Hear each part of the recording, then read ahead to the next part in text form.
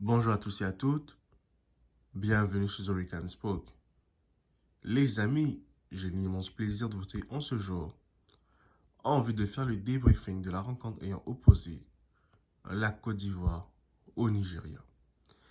Un match comptant pour la finale de cette édition Côte d'Ivoire 2023, qui plus n'est autre que la plus belle Coupe d'Afrique des Nations jamais organisée, car durant cette Coupe d'Afrique des Nations, nous avons vibré, nous avons ressenti des émotions.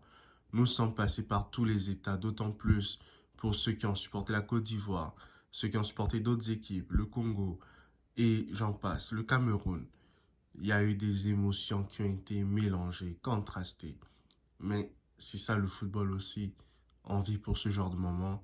Et quand on aime le football, on aime ce genre de moments. On aime ce genre de challenge. On aime ce genre de défi.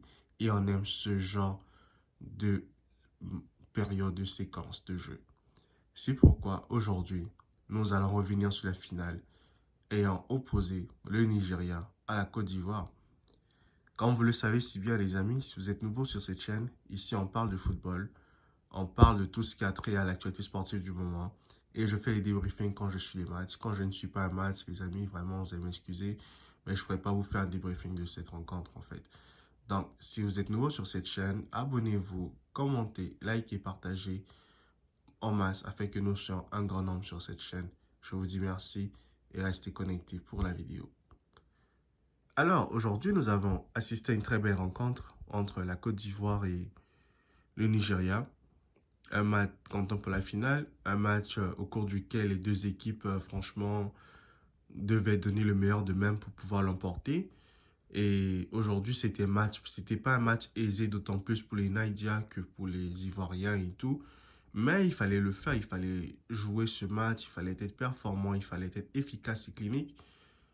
Et on pouvait se dire aussi que le Nigeria avait quand même un ascendant psychologique sur la Côte d'Ivoire parce que vous allez vous souvenir que, vous vous souviendrez que le Nigeria avait battu la Côte d'Ivoire en phase de poule avec Jean-Louis Gasset. Il s'était imposé 1-0, même si pour moi le match là n'était pas un match, on va dire, qui pouvait faire peur à la Côte d'Ivoire. La Côte d'Ivoire s'est fait surprendre, c'est clair et net. S'il n'y a pas le penalty là, ça aurait pu être un 0-0 ou bien la Côte d'Ivoire l'aurait pu l'emporter parce que le Nigeria, qui avait comme joué la Côte d'Ivoire, n'était pas un Nigeria à un haut niveau en fait. C'était un Nigeria qui était en train de tâtonner, qui n'avait pas un fond de jeu clair. Mais bon, ils ont battu la Côte d'Ivoire 1-0. Et par la suite, on sait qu'on est les événements qui ont surgi pour la Côte d'Ivoire. Grâce au Maroc, la Côte d'Ivoire s'est retrouvée en huitième de finale et la Côte d'Ivoire a commencé sa compétition à ce moment donné. C'est-à-dire qu'à ce moment donné, les Ivoiriens se sont dit on est en mission commando, il faudrait rien laisser passer. Quand on écoute les discours d'Emers Faye, on se rend compte que le gars, franchement, il a boosté son équipe, il a tiré le meilleur de tous ses joueurs en fait. Et c'est ça qui est positif dans cette Coupe d'Afrique des Nations. Et cette Coupe d'Afrique des Nations de la Côte d'Ivoire, elle a l'image de la compétition. Elle a l'image du tournoi, comment il n'y a plus de petites équipes en Afrique. Les petites équipes battent les grandes équipes. Les grandes équipes sortent très tôt. On a vu ça à l'exemple du Cameroun. On a vu ça avec l'Algérie. On a vu ça avec la Tunisie. Le Maroc même s'est fait éliminer par l'Afrique du Sud. Donc, vous voyez que tous ces ingrédients faisaient en sorte qu'on avait comme en face de nous une très belle Coupe d'Afrique des Nations. Et d'autant plus que la Côte d'Ivoire, franchement, dans cette finale, elle a dominé son match. La Côte d'Ivoire ne s'est pas fait peur comme certaines équipes qui vont jouer à domicile contre un adversaire et qui vont laisser l'adversaire dérouler. Non, la Côte d'Ivoire a dominé cette rencontre. Elle n'a laissé aucune chance à Victor Osimhen, à Adama Loa Lookman, à ses partenaires de pouvoir faire quelque chose, faire de la différence. Et même quand Trostekong a marqué, ça se voyait que les Ivoiriens n'étaient pas découragés. Les gars étaient toujours là. Ils croyaient toujours en leur football. Ils croyaient en leurs supporters. Ils croyaient en leur stade. Parce que les Ivoiriens étaient transcendés. Et moi, au retour des vestiaires, dès que j'ai commencé que la Bidjanaise résonnait dans le stade, je me suis dit, là, la Côte d'Ivoire va faire quelque chose. Parce que quand on chante l'hymne national, c'est pour booster l'équipe, c'est pour pousser l'équipe à aller de l'avant. Et c'est pour permettre à l'équipe de se remettre dans le match très très rapidement. Et c'est ce qu'ils ont fait. Les Ivoiriens ne se sont pas laissés euh, avoir dans un faux rythme, mais au contraire, ils ont repris le match à leurs mains. Déjà en première période, déjà la possession de balle était de 63% à 37, ce qui est énormissime dans une finale. Une finale. Et encore, en deuxième mi-temps, le Nigeria n'a pas vu la balle. Tellement que la Côte d'Ivoire mettait la pression, la Côte d'Ivoire ne lâchait pas, Franck Kessié, Haller, Seko Fofana, les gars, ils redoublaient d'intensité sur les cages nigérianes. Et ça a fini par céder parce que le but que la Côte d'Ivoire marque par Kessié, ça c'est vraiment l'erreur du gardien là. Sur cette balle, le gardien aurait dû sortir totalement et se saisir de la balle. Mais du moment où il avance, après il recule, ben là il n'a plus le contrôle de pouvoir faire quoi que ce soit. Et ça s'est vu. Quand Kessié met un coup de tête, c'est même pas un coup de tête efficace. S'il était resté soit sur sa ligne, soit il était bien sorti, il aurait pris la balle. Mais bon, ce sont des faits de jeu et on ne peut pas refaire le match, hein. Il a encaissé ce but, Kessié égalise.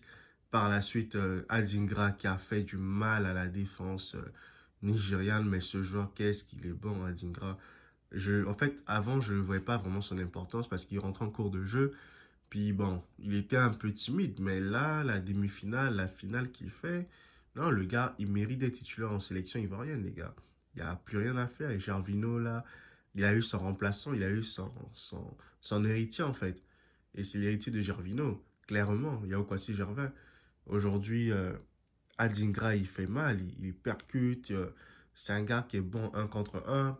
Il a besoin encore d'être poli, si on puisse polir son talent. Mais le gars, il sera vraiment un phénomène, Adingra. Ça, c'est une pépite à suivre. C'est un phénomène à suivre. C'est un phénomène à regarder de près, tout comme Ibrahim Sangaré en 2021. Et pour ma part, la Côte d'Ivoire, si elle gagne aujourd'hui ses Coupes d'Afrique des Nations, c'est totalement mérité.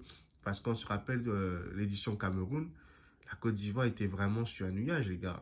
La Côte d'Ivoire était très forte en 2021. Ce qui n'a pas été le cas de cette équipe de 2023, mais en 2021, cette équipe ivoirienne était très très forte. Et c'était une anomalie de voir la Côte d'Ivoire ne pas remporter la CAN en 2021 et ne pas aller loin parce qu'elle s'était fait sortir par l'Égypte au tir au but. Ça, c'était une anomalie. Mais cette année, ben, elle a su compter sur ses points forts. Max Alain Gradel, le briscard qui est de retour, qui fait du mal, qui porte l'équipe. On a un Serge Aurier aussi qui a donné, qui a vraiment mouillé le maillot. En fait, toute la sélection ivoirienne a mouillé le maillot. Et ça, c'est du bénéfice, c'est du positif pour eux tous. Et bravo aux Ivoiriens, parce que le Nigeria, franchement, n'a pas existé. Osimhen n'a pas existé. Je doute même que Osimhen ait tiré une seule fois au but, je ne pense pas. Mais voilà, c'est ça les grands matchs. Quand on a un grand joueur, il faut briller dans les grandes rencontres. Ce que n'a pas fait Osimhen aujourd'hui. Et durant toutes ces cannes, il a juste marqué un seul but. C'est décevant pour un grand attaquant de sa trempe. Le meilleur joueur africain en plus, qui marque un but durant la canne, ça, c'est pas fameux du tout. Et vraiment, bravo à la défense ivoirienne. Bravo à Hervé Dika, à Kosono Dylan, franchement à Ghislain Conan. Franchement, ils ont fait du mal à Serge Aurier puis à Yaya Fofana, même si pour moi ce gardien n'est pas fort. Mais néanmoins, il a une très bonne défense, un bon milieu de terrain. Et on voit la patte d'Emers Faye parce que quand Emers Faye a pris l'équipe en main, ben, les joueurs qui jouaient au début là, ils n'ont plus joué. On a vu ça clairement. On a vu que les joueurs qui jouent au départ, pendant les premiers matchs, la Côte d'Ivoire, qui n'étaient pas au niveau, ben, ils ont pris place sur le banc et on a permis aux meilleurs joueurs de s'exprimer en fait. Et c'est ça la qualité du football, c'est ça la beauté du football. Et quand un manager se met à se dire, par exemple, ça produit du beau jeu. Allez, les amis, je ne vais pas être très lent. Je vous dirai, abonnez-vous massivement, likez, commentez, partagez. On se retrouve pour une prochaine vidéo. Restez connectés sur The Weeknd Sport. Ciao, guys.